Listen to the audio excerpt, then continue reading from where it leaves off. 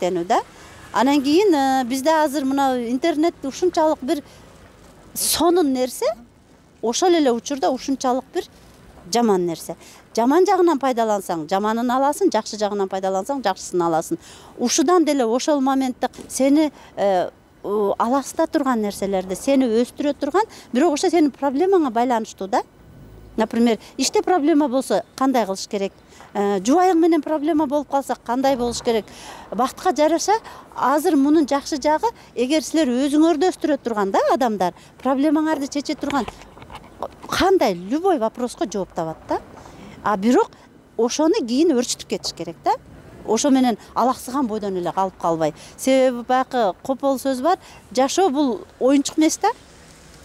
Алаксып кеткидейчи, жашоодогу проблемаларды чечиш керек. Проблема чечиш үчүн берилет, качыш үчүн эмес.